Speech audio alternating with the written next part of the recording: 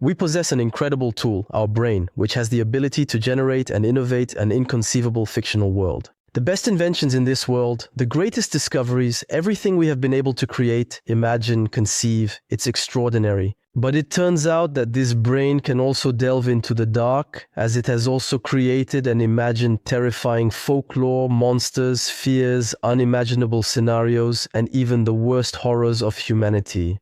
Our brain can go both ways, but it happens to be functioning all the time, particularly in individuals who possess a perpetually restless mind, who constantly engage in thinking, who have numerous ideas, who possess a great deal of imagination. This might be your case. Maybe you have this profile that says, I think too much, I reflect too much, but especially my imagination, my ruminations do not serve me because sometimes they are often more negative than in the good ideas and good things that I want to create. By the way, there's a great Mark Twain quote that I love, which says that I am an old man and I have had a lot of troubles in my life, but most of them never happened.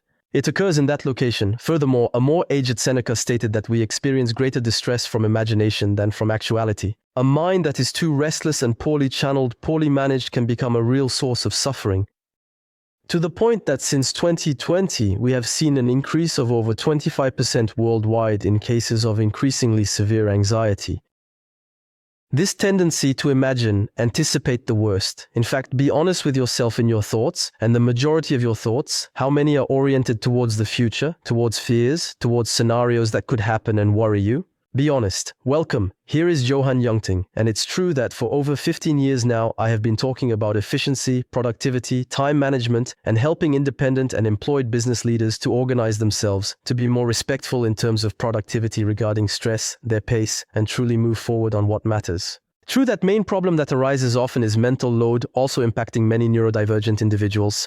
I have multi-potentials in my audience and clientele, but also profiles of highly potentially intellectually individuals, sometimes a bit hypersensitive and all, but who share this common trait of thinking a lot, ruminating a lot. And it can quickly become a puzzle and tiring. How do we do it? How do we manage this flow of thoughts precisely? Let me tell you, I am the king and the specialist in overthinking. When I was young, I spent my time pondering the meaning of life, existence. I was wondering what the hell I was doing there. I was looking at the others. I didn't understand why they were thinking and behaving like that. I observe a lot. I am often lost in my thoughts. It's true that one of the biggest problems in my life is that I overthink. But how do we manage, and what are the tips and tricks that I can give you to stop suffering and stop overthinking when our mind is too restless, and to regain more serenity, mental clarity, and especially, if we have imagination, as I mentioned initially, it is preferable to channel and utilize it for tangible and beneficial endeavors.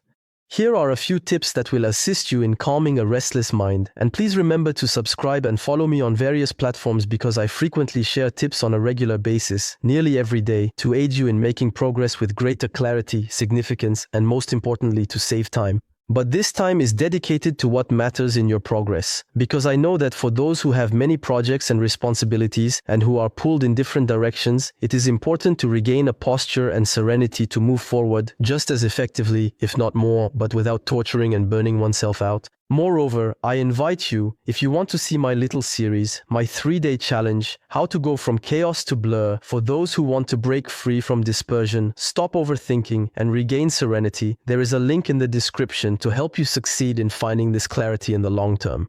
To delve deeper, you will observe that below, and specifically, as I was mentioning, when we have a tendency to desire to anticipate excessively and overanalyze, we are in a state of control. Moreover, it is often stated that when one overthinks the past, one experiences nostalgia and regret. And when we think about the future in a state of anxiety, anticipation, desiring control and wondering what will occur. But sometimes it also creates fears. I can't project myself. When they ask me where I'll be in 5 years, I don't know. There is also now eco-anxiety, both economic and ecological with eco-anxiety. You can put both in. We also have many people who end up saying to themselves, I have too many choices, I have too many decisions, what do I do? If you have decision fatigue, watch my video on the subject. It will be included in the description. However, what actually occurs is that I came to the realization during this process of making progress in handling my rumination and overthinking that quite frequently it was connected to the longing for control. And this desire for control, it was that I wanted to understand everything all the time, control everything. I want to understand the world, others, what's happening. If I come across someone who's going to do something in a way that I won't understand, I'll get worked up and I'll try absolutely to want to understand everything. I even made an effort to understand human stupidity. It is limitless, as Einstein himself proclaimed that human stupidity has no boundaries. So, this is truly something that is complex, but there are available solutions, and this particular solution is directly connected to the issue of control that we are facing. It took me a while to understand that, but precisely. Stop trying to control even the act of not thinking, and that's the great paradox. The more you attempt to control your mind and stop thinking, the more you will torture yourself and end up in a pattern of thinking repeatedly. And besides, it's like sleep. The more you want to sleep and tell yourself, I have to sleep, I have to get up early tomorrow, the less you will feel like sleeping. I'm sure everyone knows that. Your mind, it's the same. You can't stop it. Oh yeah, were you hoping I'd give you a trick to turn it off now? After, you can yes, use drugs, alcohol and all, but it's not good for the long term. When you won't have it, it will return. So these are the worst advice in the world and the worst reflexes in the world. No, really, your mind, you cannot control your thoughts. On the other hand, there is positive news. Thoughts, we can take action with them. We can even accomplish two things. The first thing is to observe them. It's about stopping identifying with all these thoughts. You are not your thoughts. On average, it is said to verify sources. It varies all the time, but it is said that we have an average of 60,000 thoughts per day. You are not 60,000 people per day. You are not those tens of thousands of people every day, because each thought is different. No, actually, thoughts pass through you. They're there. Ideas, projections, things happening in your mind, just learning to observe.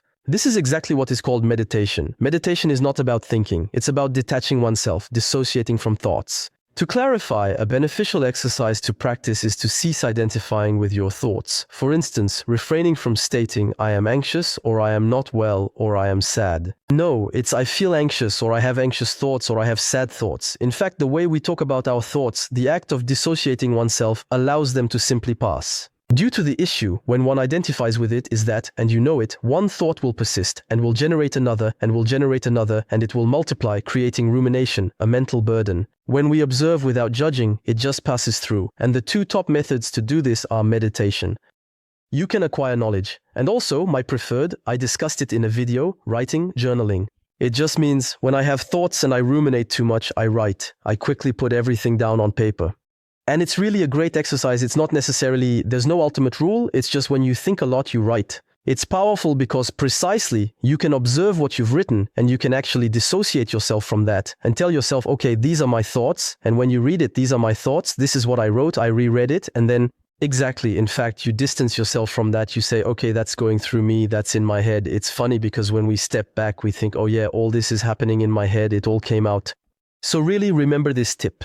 Observe and dissociate. I am no longer my thoughts. I am no longer trying to control my thoughts. I observe. The second exercise that can be powerful is breathing, because the positive news is, as I mentioned, we cannot stop thinking, but we cannot think of two things at the same time. In reality, one cannot be focused on two things simultaneously. The brain is incapable of doing so. So, what should you focus on? Your breathing, the present moment. When you start to overthink, just center yourself and place your attention on your breathing to bring yourself back to the present. The air that enters, that exits, the belly that inflates and deflates, practicing heart coherence or other methods. Simply refocusing on breathing is also one of the effective ways to begin the process of transformation. Focus on breathing, but also when thoughts come, don't try to control or tell yourself, yeah, they keep coming back every time. You observe them, they pass through you, and then sometimes you will lose track, but you come back to the breath. Don't be in a struggle, just come back to the breath. And that, it helps to refocus. Because as I said, sometimes we are too much in the past, too much in the future. We need to come back to the present moment.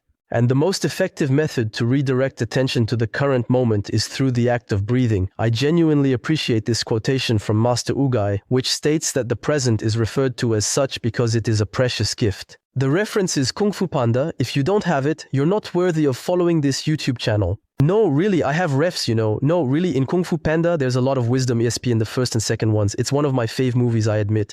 So, truly, to be more serious, despite a very good philosophy behind it, between the inner part and precisely the present moment, it's about returning to your breath.